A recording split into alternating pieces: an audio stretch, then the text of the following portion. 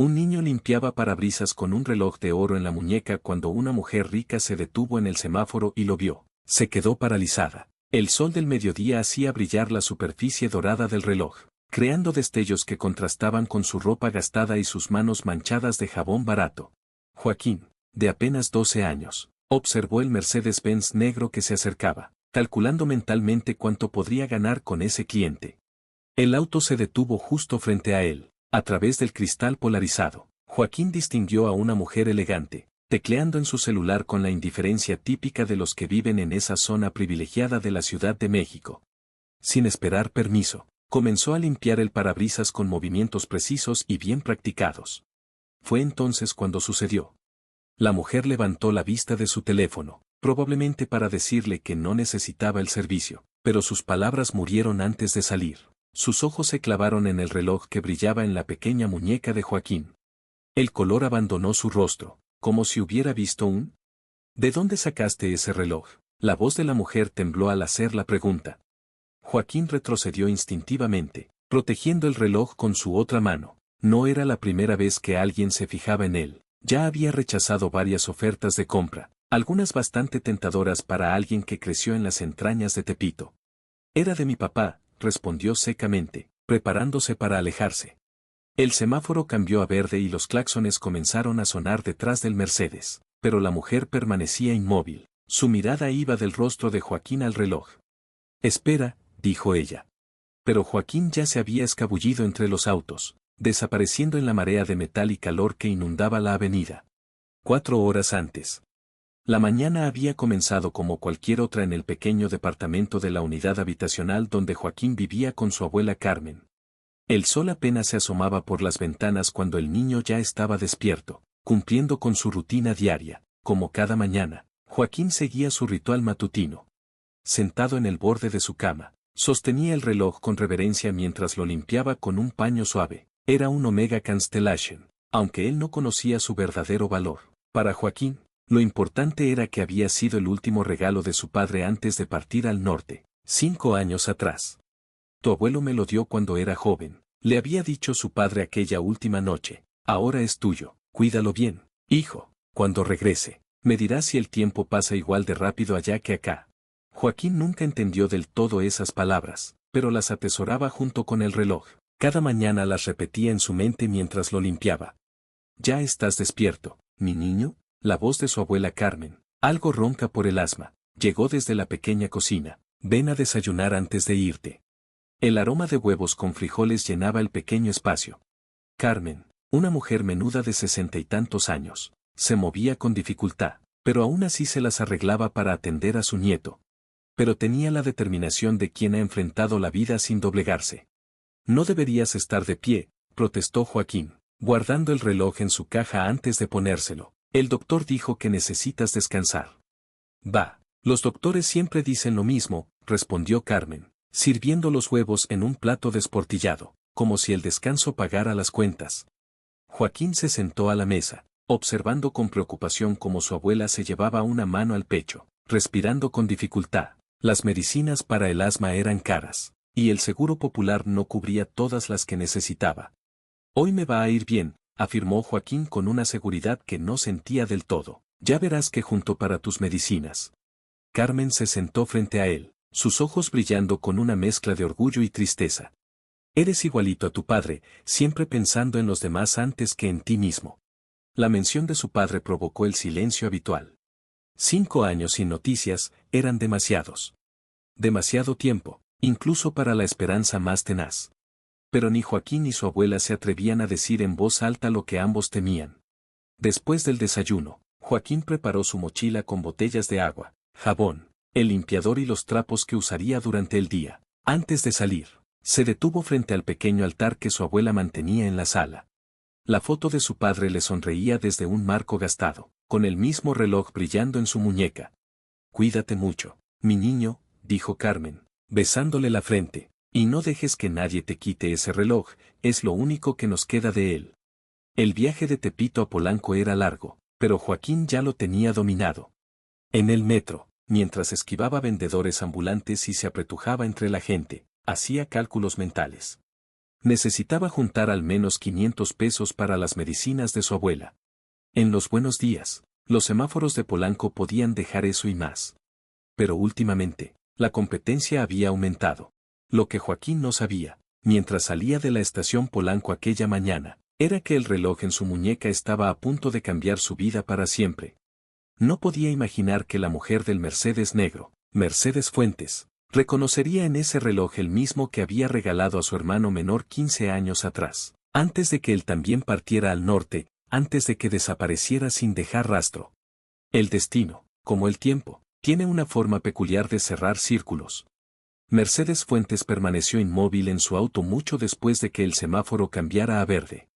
Los claxones furiosos y las maldiciones de los conductores detrás de ella apenas rompían la niebla de recuerdos que la imagen del reloj había desatado. Señora Fuentes, ¿se encuentra bien? La voz de su chofer la devolvió al presente. Sí, Ramón, no, da la vuelta a la manzana, necesito encontrar a ese niño. Pero Joaquín ya se había desvanecido entre los callejones que conocía como la palma de su mano. Mientras corría, su corazón latía con fuerza, aunque aún no sabía por qué. Latía con fuerza. Algo en la mirada de aquella mujer lo había perturbado profundamente. No era la típica expresión de codicia que veía cuando alguien notaba el reloj, era algo más, algo que le recordaba a la forma en que su abuela miraba la foto de su padre. En su oficina del piso 40 de la Torre Vancomer, Mercedes no podía concentrarse. El archivo sobre su escritorio, detallando las últimas adquisiciones de Fuentes Logistics, seguía sin abrir. Sus ojos se perdían en el horizonte de la ciudad, buscando respuestas entre el laberinto de edificios y memorias. Luciano, susurró, recordando a su hermano menor. La última vez que lo vio, hace 15 años, llevaba puesto ese mismo reloj. Un Omega Constellation, el que ella le había regalado cuando consiguió su primer gran contrato. Para que nunca olvides que siempre hay tiempo para volver a casa, le había dicho. Su teléfono vibró. Un mensaje de Ricardo Mendoza, su socio principal. Reunión de emergencia en 20 minutos, problemas. Con el envío de Tijuana en riesgo, Mercedes ignoró el mensaje. Por primera vez en años, los negocios podían esperar. Tomó su bolso y salió de la oficina, dejando instrucciones de cancelar todas sus citas del día. Ramón, llévame a Tepito.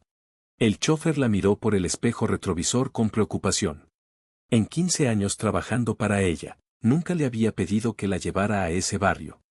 Mientras tanto, Joaquín había regresado a su esquina habitual en Mazarik, pero no podía concentrarse. La imagen de la mujer del Mercedes lo perseguía. Durante años, había imaginado 1000 escenarios sobre el destino de su padre, cada uno más improbable que el anterior. ¿Y si esta mujer sabía algo? Cuidado, chamaco. El grito de otro limpiaparabrisas lo alertó justo a tiempo para evitar un auto que arrancaba. Pedro, un veterano de los semáforos, lo miró con preocupación. Andas distraído hoy, don Pedro, se disculpó Joaquín. No es día para andar en la luna, mijo, la policía anda haciendo redada más adelante. Joaquín asintió, agradecido por el aviso. La redada podía complicarlo todo. La redada significaba perder el día de trabajo o, peor aún, que le quitaran sus herramientas. Decidió moverse hacia la zona del Palacio de Hierro, donde la seguridad era más tolerante. En Tepito, Carmen terminaba de barrer la entrada de su departamento cuando el asma la atacó de nuevo. Se recargó contra la pared, buscando el inhalador en su bolsillo vacío. El siguiente no llegaría hasta dentro de 3 días, cuando Joaquín juntara suficiente dinero. ¿Está bien, doña Carmen? Lupita, su vecina, se acercó preocupada. Sí, hija, ya sabes cómo es esto. Carmen intentó sonreír, pero el esfuerzo solo empeoró su malestar. Véngase a descansar a mi casa, le preparo un té mientras se le pasa. En el departamento de Lupita, Carmen se dejó caer en un sillón desgastado, recuperando el aliento poco a poco. Sus ojos se posaron en el televisor. El noticiero local hablaba sobre una red de tráfico de personas descubierta en la frontera norte. Las autoridades investigan posibles conexiones con empresas de logística. En la Ciudad de México, anunciaba la reportera. Entre los desaparecidos se encuentran. Carmen dejó de escuchar. Su mente viajó 5 años atrás, a la última conversación con su hijo. Me voy con un coyote de confianza, amá. Trabaja para una empresa grande, todo legal. Esas habían sido sus últimas palabras antes de desaparecer. El ruido de tacones en el pasillo exterior interrumpió sus pensamientos. Por la ventana, vio a una mujer elegante que desentonaba completamente con el entorno. Estaba preguntando de puerta en puerta. Busco a un niño, escuchó decir a la mujer. Trabaja limpiando parabrisas en Polanco. Lleva un reloj de oro. Carmen se levantó de golpe, ignorando el dolor en su pecho. Conocía bien las historias de personas que aparecían preguntando por los niños del barrio, nunca con buenas intenciones. Lupita, susurró, con urgencia, necesito que le avises a Joaquín que no regrese a casa hoy, que se quede con su tía en La Guerrero. Pero antes de qué. Lupita apenas si pudo moverse. La mujer elegante apareció en el marco de la puerta. Sus ojos se clavaron en la foto del altar, visible desde el pasillo. El hombre sonreía en la foto, luciendo el mismo reloj que había visto esa mañana en la muñeca de un niño limpiaparabrisas. Ese reloj, dijo Mercedes, su voz quebrándose, yo se lo regalé a mi hermano Luciano hace 15 años. El silencio que siguió fue tan denso que se podía cortar con un cuchillo. Carmen, pálida como un fantasma, se aferró al brazo del sillón mientras las piezas de un rompecabezas de 5 años comenzaban a encajar en su mente. Luciano, susurró. Así dijo que se llamaba el coyote que ayudó a mi hijo a cruzar la frontera. El piso 40 de la Torre Vancomer vibraba con la tensión de una tormenta inminente. Mercedes Fuentes, sentada en su escritorio de caoba, miraba fijamente la fotografía que Carmen le había permitido tomar con su celular. Un hombre joven sonreía junto a un niño pequeño, ambos con el mismo reloj Omega Constellation. ¿Me estás escuchando, Mercedes? La voz de Ricardo interrumpió el momento. Mendoza cortó el aire como un cuchillo. Esto es serio, la investigación en Tijuana podría. Pero su hermano fue interrumpido por Mercedes, quien giró su teléfono para mostrarle la foto a Ricardo. El coyote que mencionan en las noticias era mi hermano Luciano. Ricardo Mendoza, un hombre de 50 años con el pelo perfectamente peinado y un traje italiano impecable, se quedó inmóvil por una fracción de segundo. Fue apenas un parpadeo, pero Mercedes, después de 15 años trabajando juntos, notó el cambio en su expresión. Mercy, dijo él, suavizando su tono, usando el apodo que ella detestaba. Han pasado 15 años. No puedes dejar que una coincidencia descarrile todo lo que hemos trabajado. Tenemos una crisis real entre manos. En ese momento, la puerta de la oficina se abrió y entró Andrea, la asistente de Mercedes, con una expresión preocupada en su rostro. Señora Fuentes, disculpe la interrupción, pero tiene una llamada urgente del hospital ABC. Es sobre una señora Carmen Ramírez. Mercedes se levantó de golpe, recordando la crisis respiratoria que había sufrido Carmen durante su conversación. Mañana la había dejado en su departamento con la promesa de enviar un doctor, pero evidentemente la situación había empeorado. Debo irme, anunció, recogiendo su bolso. Mercedes, la voz de Ricardo se endureció. La junta directiva espera nuestro reporte sobre Tijuana en 2 horas. Encárgate tú, respondió ella, sin mirarlo, ya en camino hacia el elevador. Confío en tu criterio. En el hospital, Joaquín estaba sentado en la sala de espera, sus manos manchadas de jabón, retorciendo nerviosamente la gorra que siempre usaba para protegerse del sol. Lupita, la vecina, le había avisado sobre la crisis de su abuela, y el niño había corrido desde Polanco, abandonando su puesto en el semáforo. Una enfermera apareció con un clipboard. Soy su nieto, dijo Joaquín, levantándose de un salto. ¿Hay algún adulto responsable? Yo me hago cargo. La voz de Mercedes resonó en el pasillo mientras se acercaba apresuradamente. Soy una amiga de la familia. La enfermera miró con escepticismo el contraste entre la mujer elegante y el niño limpiaparabrisas. El poder del dinero y la influencia se sintió rápidamente. En minutos, Carmen fue trasladada a una habitación privada y un especialista en neumología fue llamado para consultarla. Tu abuela estará bien, aseguró Mercedes a Joaquín, quien se mantenía a distancia, desconfiado, pero necesito que hablemos sobre tu padre y sobre mi hermano. Antes de que Joaquín pudiera responder, su teléfono celular, un modelo antiguo que usaba principalmente para emergencias, vibró con un mensaje de texto. No confíes en ella, sabe más de lo que dice tu padre. No querría que hablaras con ella. El niño palideció, mirando alrededor, buscando a quien podría haber enviado el mensaje. El número era desconocido. ¿Está todo bien? Preguntó Mercedes, notando su inquietud. Tengo que ir al baño, mintió Joaquín, y en cuanto dobló el pasillo, echó a correr. Mercedes se quedó sola en el pasillo, su mente trabajando a toda velocidad. El mensaje solo podía venir de alguien que conocía la verdadera historia, alguien que sabía qué había pasado con su hermano y con el padre de Joaquín. Su teléfono sonó. Era Ricardo. La junta directiva está esperando, su voz sonaba tensa. Y hay algo que debes saber sobre tu hermano. ¿Qué sabes de Luciano? Mercedes sintió que el piso se movía bajo sus pies.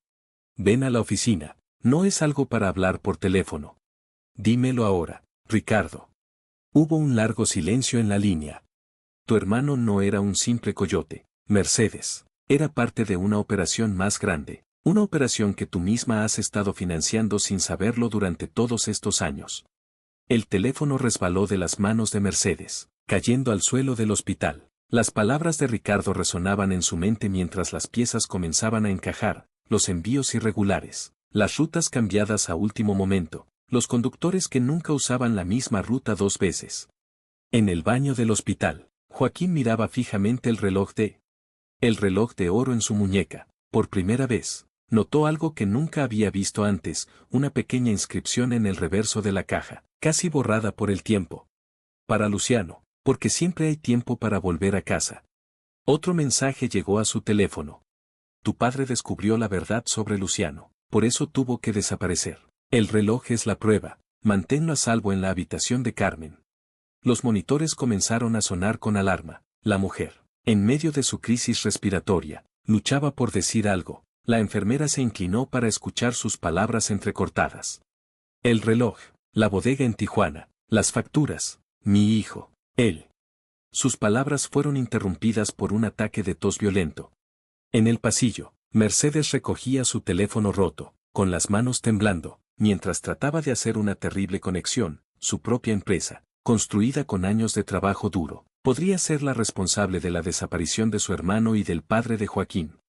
Ricardo Mendoza sabía exactamente qué había pasado.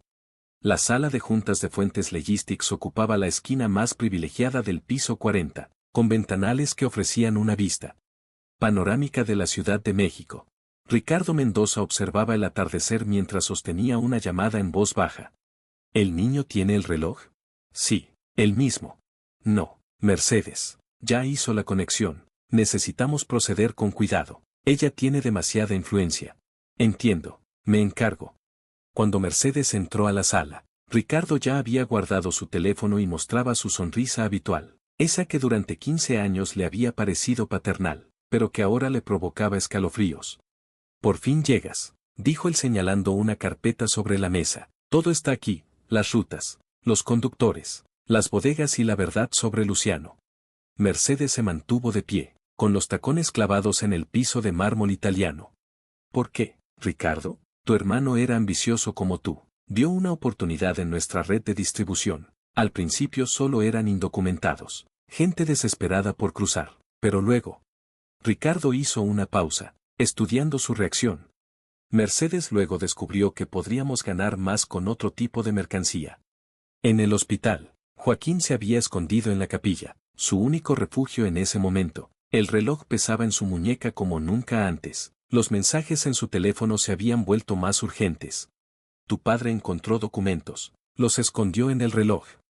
Con las manos temblorosas, Joaquín examinó el reloj por milésima vez. Nunca se había atrevido a abrirlo, respetando la memoria de su padre. Pero ahora, bajo la luz tenue de los vitrales, notó algo. La corona del reloj tenía un mecanismo inusual. En la habitación privada, Carmen había sido estabilizada. La crisis había pasado, pero los médicos insistían en mantenerla en observación. En su delirio febril, los recuerdos se mezclaban con la realidad. Murmuraba, llamando a su hijo ausente. Los papeles, la bodega 23. Luciano dijo que era seguro. La enfermera hacía sus anotaciones de rutina cuando notó algo extraño. Las lecturas del monitor cardíaco mostraban alteraciones que no correspondían con el estado de la paciente. Se acercó para. Ajustó los electrodos y descubrió un pequeño dispositivo adherido a la máquina. Señora Ramírez, una voz masculina desde la puerta la sobresaltó. Un hombre en traje oscuro mostraba una identificación. Seguridad del hospital. Necesitamos trasladar a la paciente. De vuelta en la sala de juntas, Mercedes escuchaba horrorizada mientras Ricardo detallaba la operación. Fuentes Logistics era perfecta, documentación impecable, contactos en ambos lados de la frontera. Tu hermano solo tuvo que adaptarla a nuestras necesidades. La voz de Mercedes apenas era un susurro. ¿De dónde crees que salió el capital inicial para tu expansión? Ricardo sonrió. Los contratos gubernamentales, las licitaciones ganadas, milagrosamente.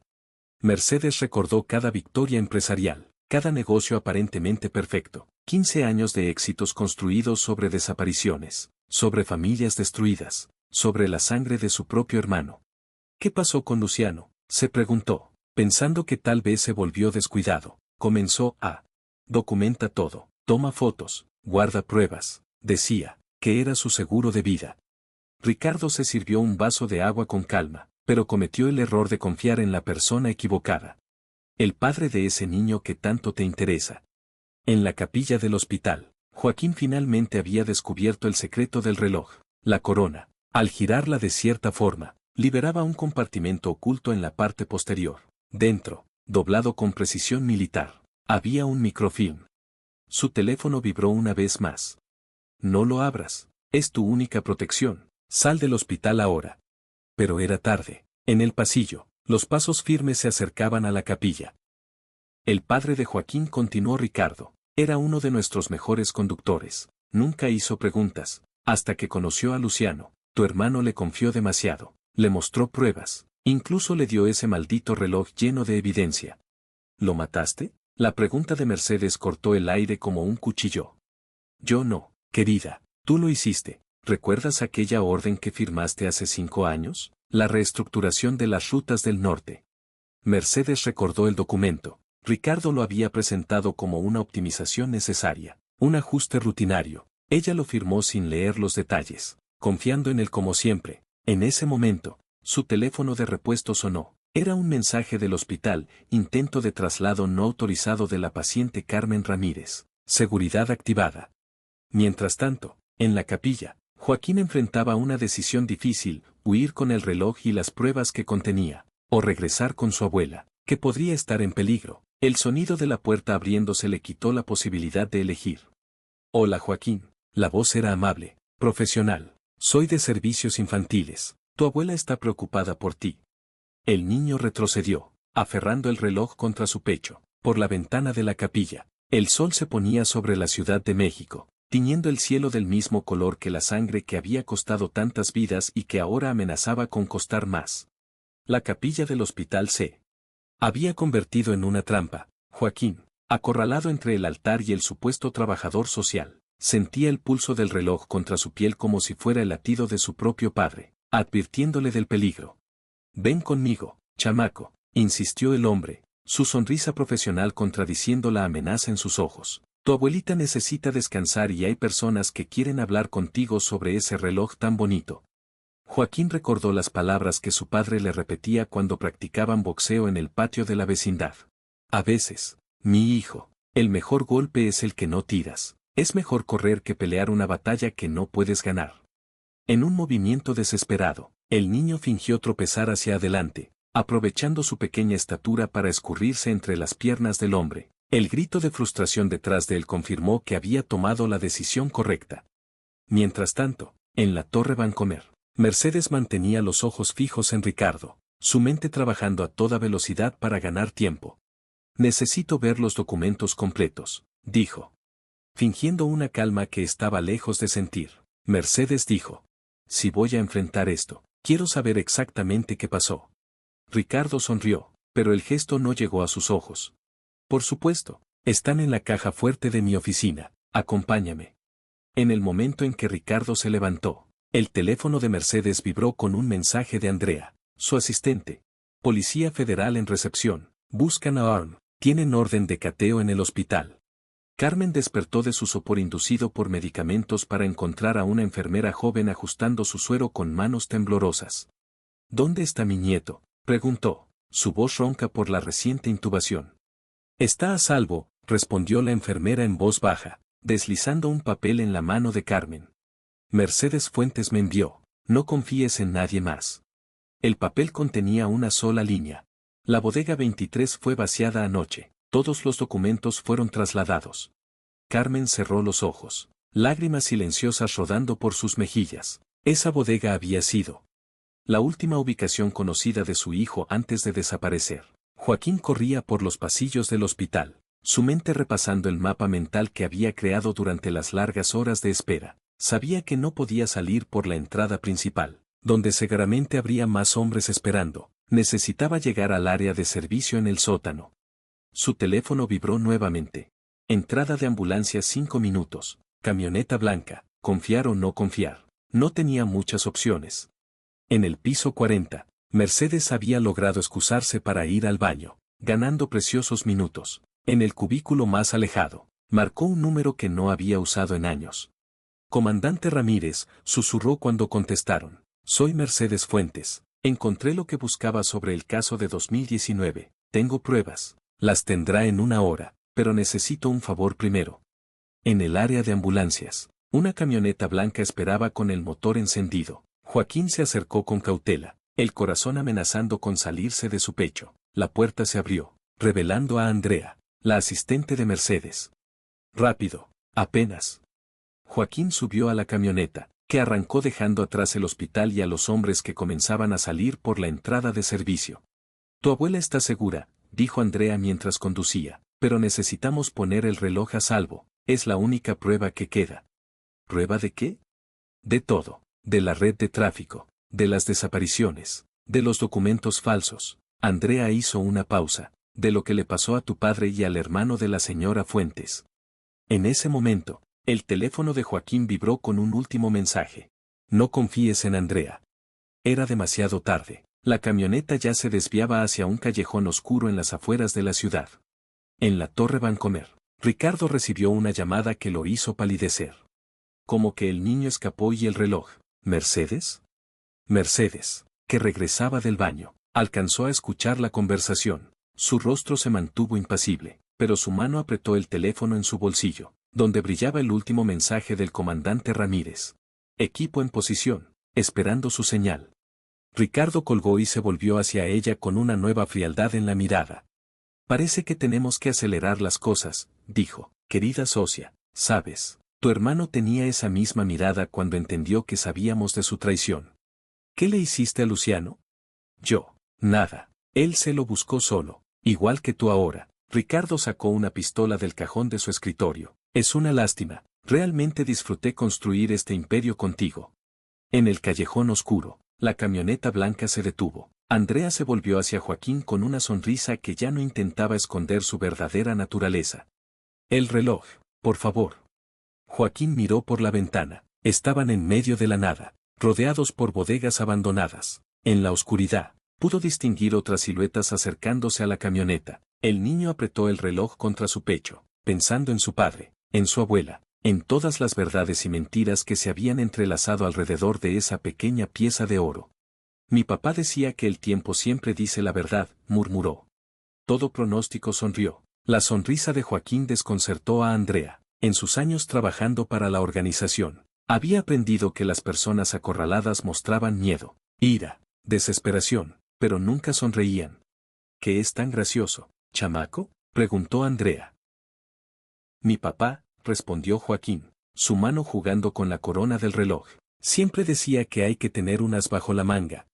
Antes de que Andrea pudiera reaccionar, Joaquín giró la corona del reloj 3 veces hacia la izquierda. Un pitido agudo salió del dispositivo y, de repente, las luces de 3 patrullas federales iluminaron el callejón.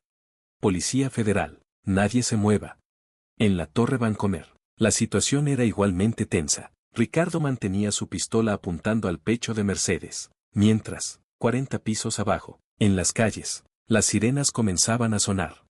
No entiendo, dijo Ricardo, con gotas de sudor perlándole la frente. ¿Cómo? El reloj. Mercedes sonrió con la misma expresión que Joaquín. Luciano no solo guardó pruebas en él, lo convirtieron en un rastreador. Cada vez que se abre el compartimento secreto, envía una señal con su ubicación exacta. En el hospital, Carmen recibía la visita de un hombre que no veía en años, el comandante Ramírez de la Policía Federal. Su hijo, dijo el comandante, sentándose junto a su cama, era uno de nuestros informantes. Llevaba años ayudándonos a construir el caso contra la red de tráfico. El reloj era más que una herencia familiar. Carmen cerró los ojos, lágrimas mezcladas con una sonrisa de orgullo. Por eso insistió tanto en que Joaquín nunca se lo quitara. En el callejón, Andrea y sus cómplices estaban siendo esposados mientras Joaquín observaba desde la seguridad de una patrulla. Su teléfono vibró una última vez. Bien hecho, hijo, tu padre estaría orgulloso. El mensaje venía del comandante Ramírez. ¿Sabías todo este tiempo?, preguntó Mercedes, manteniendo la mirada fija en Ricardo y su pistola temblorosa. No, Ricardo escupió las palabras, pero debí imaginarlo. Luciano siempre fue demasiado listo para su propio bien, como ese maldito conductor Miguel, por eso tuvieron que. La puerta de la oficina se abrió de golpe, el equipo SWAT de la Policía Federal inundó el espacio, con sus láseres rojos convergiendo en el pecho de Ricardo. Los Mendoza, una voz familiar respondió desde la puerta. El comandante Ramírez entró, su placa brillando bajo las luces de la oficina. La familia Mendoza ha estado usando empresas legítimas para encubrir su red de tráfico durante décadas. Fuentes Logistics era solo la más reciente. Ricardo dejó caer el arma, y una risa amarga escapó de sus labios. ¿Sabes qué es lo más gracioso, Mercedes? Tu hermano y el padre del mocoso realmente creyeron que podían cambiar las cosas, que podían desmantelar décadas de negocio familiar con un simple reloj. Y lo hicieron, respondió Mercedes, su voz firme a pesar de las lágrimas que comenzaban a formarse en sus ojos. Tomó más tiempo del que esperaban. En la sala de evidencias de la Policía Federal, el reloj Omega Constellation descansaba sobre una mesa de examinación. El técnico forense manipulaba cuidadosamente el mecanismo, revelando no solo el microfilm, sino también una tarjeta SD oculta en la corona, que contenía años de registros, fotografías y coordenadas GPS. Tu padre y Luciano, explicaba el comandante a Joaquín, en el hospital, donde el niño se había reunido con su abuela, pasaron años documentando todo, rutas, nombres, cuentas bancarias. Cuando se dieron cuenta de que los habían descubierto, tu padre te dio el reloj, sabiendo que estarías más seguro si no sabías lo que contenía. Carmen, desde su cama de hospital, tomó la mano de su nieto. Por eso siempre insistía en que lo limpiaras cada mañana, quería que crearas una rutina que se volviera parte de ti, sabía que mientras lo tuvieses, la verdad, eventualmente, saldría a la luz. Mercedes, que había llegado momentos antes, se acercó a la cama. Mi hermano, su voz se quebró, murió protegiendo las pruebas. Él y Miguel, tu padre, Joaquín, se aseguraron de que el reloj llegara a manos seguras, completó el comandante. Sabían que mientras el reloj existiera, había esperanza de justicia. En ese momento, el reloj en la muñeca de Joaquín marcaba exactamente las 6:23, la misma hora en que, 5 años atrás, su padre le había entregado el reloj con aquellas misteriosas palabras. Cuídalo bien, hijo, cuando regrese, me dirás si el tiempo pasa igual de rápido allá que acá. Ahora, finalmente, Joaquín entendía, su padre nunca había planeado regresar, pero le había dejado algo mucho más valioso que un reloj de oro, le había dejado la llave para revelar la verdad y hacer justicia. En las pantallas de televisión del hospital, los noticieros comenzaban a transmitir la noticia: desmantelan red internacional de tráfico de personas, empresario prominente arrestado. Años de investigación llegan a su fin gracias a evidencia oculta en un reloj. La verdad, eventualmente, saldría a la luz. Mercedes, que había llegado momentos antes, se acercó a la cama. Mi hermano, su voz se quebró, murió protegiendo las pruebas. Él y Miguel, tu padre, Joaquín, se aseguraron de que el reloj llegara a manos seguras, completó el comandante. Sabían que mientras el reloj existiera, había esperanza de justicia. En ese momento, el reloj en la muñeca de Joaquín marcaba exactamente las 6:23, la misma hora en que, 5 años atrás, su padre le había entregado el reloj con aquellas misteriosas palabras. Cuídalo bien, hijo, cuando regrese, me dirás si el tiempo pasa igual de rápido allá que acá. Ahora, finalmente, Joaquín entendía, su padre nunca había planeado regresar, pero le había dejado algo mucho más valioso que un reloj de oro, le había dejado la llave para revelar la verdad y hacer justicia. En las pantallas de televisión del hospital, los noticieros comenzaban a transmitir la noticia: desmantelan red internacional de tráfico de personas, empresario prominente arrestado. Años de investigación llegan a su fin gracias a evidencia oculta en un reloj. El amanecer encontró a la Ciudad de México en caos. Las noticias sobre el arresto de Ricardo Mendoza y el desmantelamiento de la red de tráfico habían provocado una tormenta. Frente a la Torre Vancomer, decenas de reporteros se agolpaban, con sus cámaras apuntando hacia el edificio donde los agentes federales continuaban recolectando evidencia, pero el verdadero drama se desarrollaba en el hospital ABC, donde Carmen había sido trasladada a la unidad de cuidados intensivos después de una recaída severa. Los médicos atribuyeron la crisis a la atención de los últimos acontecimientos. Su condición es delicada, explicó el doctor. Mercedes y Joaquín estaban en la sala de espera. El estrés ha agravado significativamente su condición pulmonar, añadió el doctor. Joaquín, sentado en una silla demasiado grande para él, mantenía los ojos fijos en el reloj.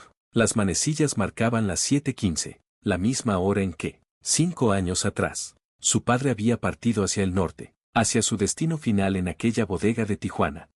Necesito verla, insistió él. Niño, aún no es posible, respondió el médico, pero hay algo más. La policía necesita su declaración y la señora Fuentes debe atender asuntos urgentes en la fiscalía. Mercedes se arrodilló frente a Joaquín, ignorando cómo su costoso traje tocaba el suelo del hospital. No te dejaré solo, no esta vez, dijo ella. En ese momento, el comandante Ramírez apareció en el pasillo, su rostro mostrando el agotamiento de una noche sin dormir. Encontramos la bodega 23, anunció, sin preámbulos, y encontramos restos. El silencio que siguió fue ensordecedor.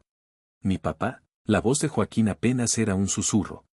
Y Luciano, confirmó el comandante, estaban juntos, parece que se enfrentaron a sus asesinos. Encontramos casquillos, señales de lucha, no se fueron sin pelear. Mercedes se llevó una mano a la boca, ahogando un sollozo, todos esos años imaginando a su hermano en algún lugar de Estados Unidos, construyendo una nueva vida, cuando la verdad había estado tan cerca, enterrada en una bodega abandonada. En Tijuana hay más, continuó Ramírez, sacando una tablet, encontramos esto en la escena. En la pantalla apareció el rostro de Luciano, se veía cansado, tenso, pero determinado. A su lado, el padre de Joaquín sostenía el reloj.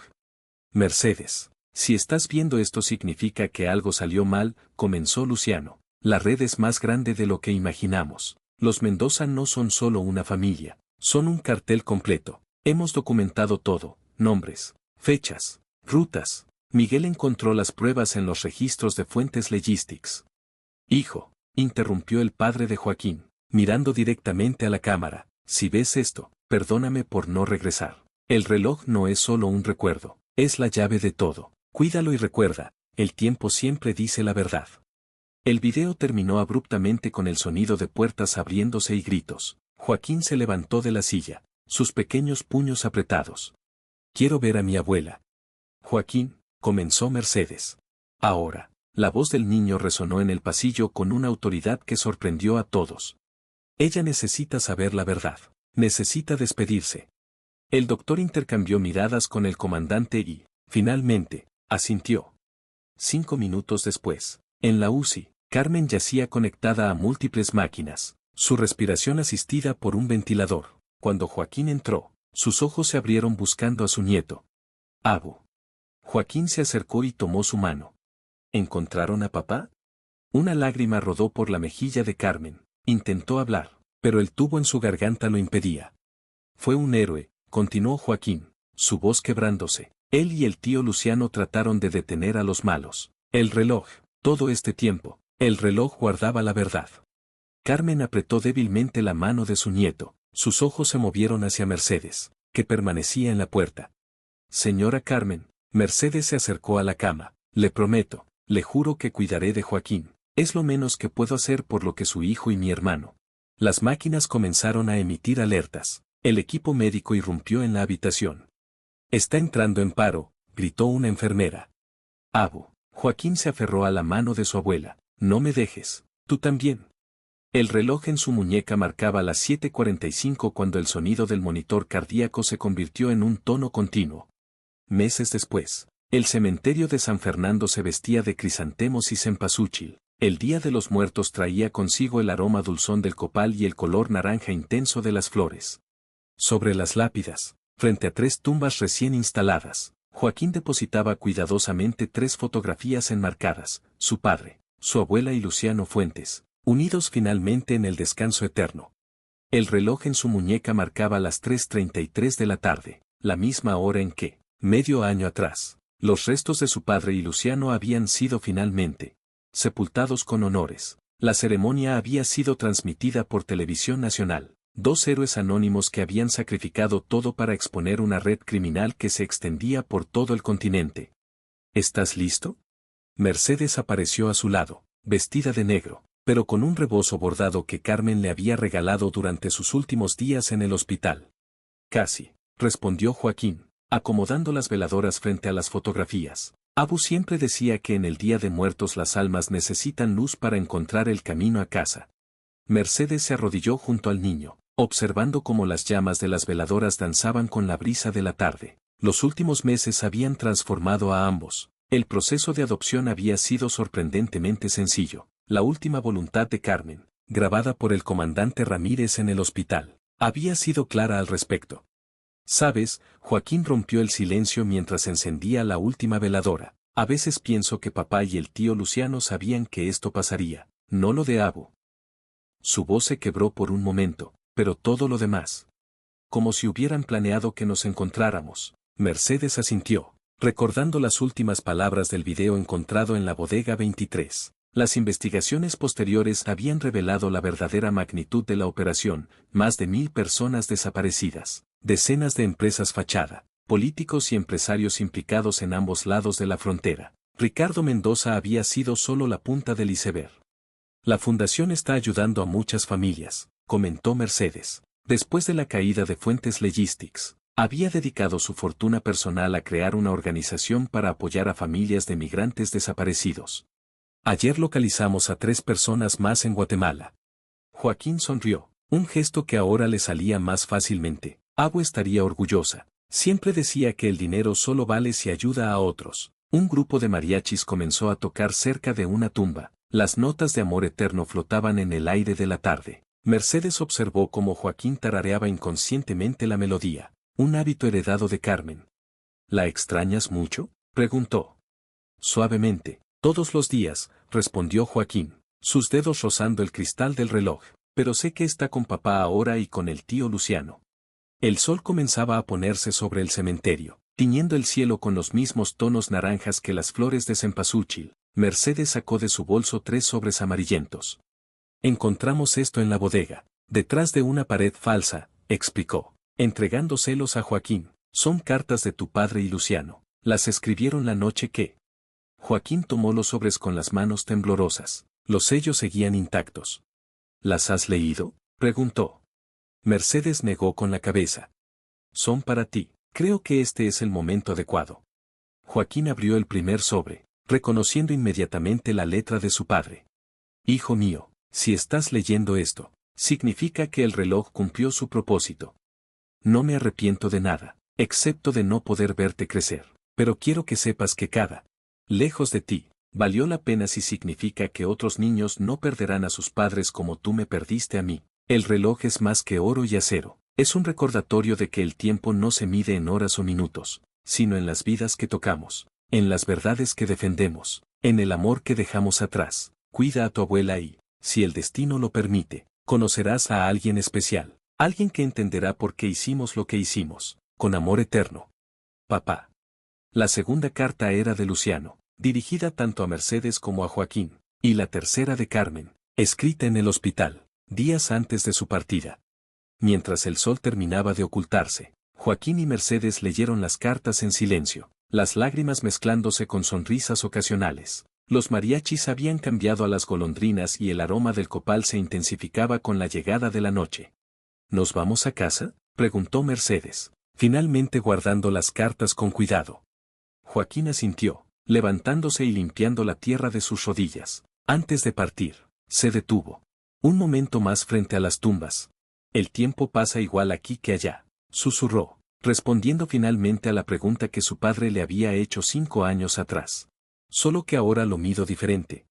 El reloj en su muñeca marcaba las 7:23 cuando abandonaron el cementerio. Era la misma hora en que meses atrás todo había comenzado en aquel semáforo de Polanco, pero ahora, las manecillas no solo marcaban el paso del tiempo, sino que contaban la historia de dos hombres valientes, de una abuela amorosa, y de cómo un simple reloj de oro había unido lo que el destino había separado.